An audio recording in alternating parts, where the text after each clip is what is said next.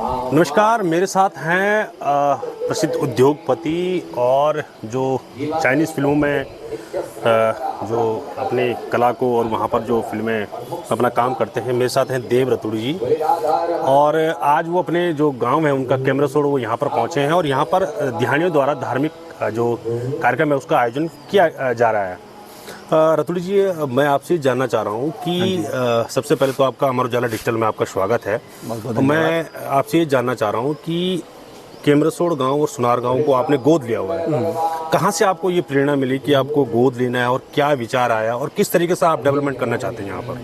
नहीं, इसका विचार तो माननीय मुख्यमंत्री जी ने एक बार जितने भी प्रवासी भारतीय हैं उनको जोड़ने का काम किया, एक मंच पे लाने का काम किया। और उसके बाद जब उनकी हम सब लोगों से बात हुई तो उन्हें लगा कि यार हमारे उत्तराखंड के लोग इतने सक्षम हैं, विदेश में इतना बढ़िया कर रहे हैं, तो क्यों ना आप मुड़ के कम से कम अपने एक गांव के लिए तो कुछ करें। तो वहाँ से इसकी शुरुआत हुई। हालांकि हम लोग काम तो काफ़ी समय से कर ही रहे थे, है ना। जैसे स्कूलों में हो गया, जो गरीब बच्चे हैं रोज़गार के माध्यम से इन्होंने हम लोग पिछले एक दशक से प्रयास कर रहे थे। तो उन्होंने इसकी अलख जगाई और वहाँ से शुरुआत हुई इसकी। और अभी ज़्यादा काम नहीं हुआ है। हमने अभी मेरा गांव मेरा तीर्थ उसकी तर्ज पे कि लोगों के अंदर वो भावना हो कि भाई ये गांव नहीं, ये मेरा तीर्थ है।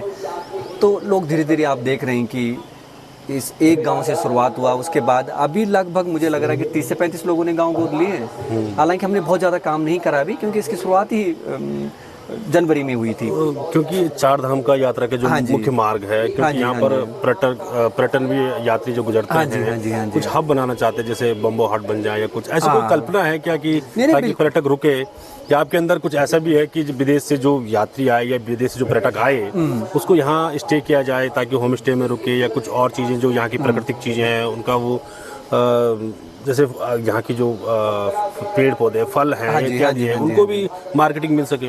नहीं, बिल्कुल बिल्कुल उसी पे हम लोग काम कर रहे हैं। और हमारी पिछली बार जब मीटिंग हुई थी डीएम साहब से भी, जब मयूर दीक्षित जी थे, अभी तो हमारी नई डीएम है, तो हमने एक प्लान भी बनाया था।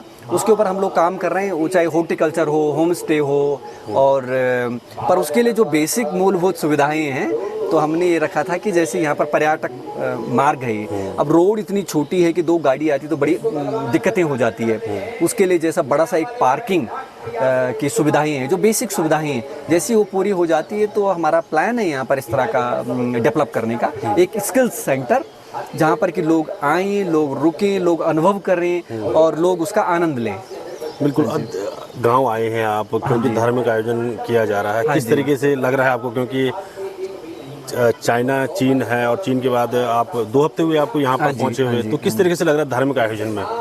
ये तो मतलब बहुत ही आनंद करने वाला है और इसके लिए हमारी जो ध्यानियाँ हैं वो बधाई की पात्र है। और ध्यानियों ने इसकी शुरुआत करी और हम लोग सब उसमें सम्मिलित हुए। और उसके बाद सारे ग्रामवासी, अभी देखो बहुत सारे लोग जो है अलग अलग देशों से वापस आए हैं। और ध्यानियाँ भी हम लोग, कई ध्यानियाँ तो ऐसी जिनको हम 2-3 दशक के बाद मिल रहे हैं। हम इतने छोटे छोटे हुआ करते थे, अब कोशिश कर रहे हैं पहचानने की, तो रिकनेक्ट कर रहे हैं, साथ आ रहे हैं। तो जैसे हमने कहा कि हमने पहले रंग बदला गांव का, फिर अभी ढंग बदल गया, अब सारे संग संग चलने लग गए। तो ये जो है और आगे और बेहतर होने वाला है।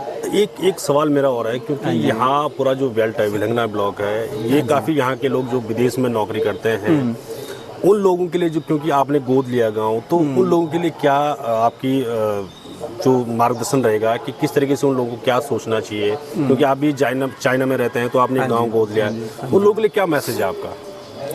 पहले आपकी जो बेसिक शिक्षा है उसको पूरी करें, तन मन धन से जो है अपना पूरा मन लगाएं उस पढ़ाई में। उसको फर्दर करने के बाद में, जैसे बहुत सारे बच्चे जाते हैं कॉलेज, लेकिन उनको पता नहीं कॉलेज जाना क्यों है, उसके बाद क्या करना है, तो उसकी जो रूपरेखा उनको पहले बनानी पड़ेगी ताकि वो लोग फोकस रहेंगे तो और बेहतर करेंगे। और जैसे वो आगे जाते हैं तो मैं कहता हूँ अगर आप ज़्यादा पढ़ाई कर लेते हैं तो अपने दिमाग में हर समय नौकरी का मत रखिए, कुछ ना कुछ एंटरप्रेन्योरशिप में, स्टार्टअप में आइए। उससे क्या होगा कि आप 2-4 और लोगों के लिए रोजगार पैदा करेंगे। और ऐसे बहुत सारे उदाहरण हैं। मैं आप लोगों के सामने एक उदाहरण हूँ कि भैया ऐसा नहीं कि पैसा नहीं है तो ये नहीं हो सकता, वो नहीं, बहुत सारे लोग है ना, दुनिया भर के एक्सक्यूजेस होते हैं। तो उस बहानों से हमको बाहर आने की ज़रूरत है।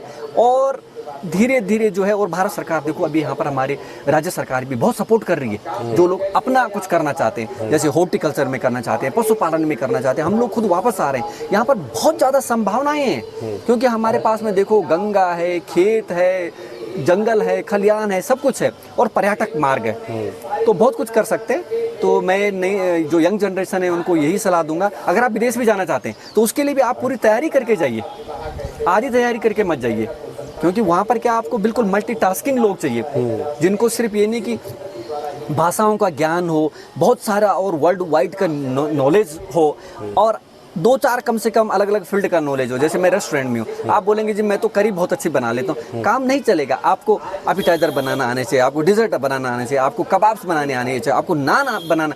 तो इस तरह के मल्टीटास्किंग लोग ज़्यादा सक्सेसफुल होते हैं, तो इस पर ध्यान देने की जरूरत है। अगर आप ये वीडियो YouTube पर देख रहे हैं तो हमारे चैनल को सब्सक्राइब करें और बेल आइकन को दबाना ना भूलें। अगर आप Facebook पर ये वीडियो देख रहे हैं तो हमारे पेज को लाइक करें।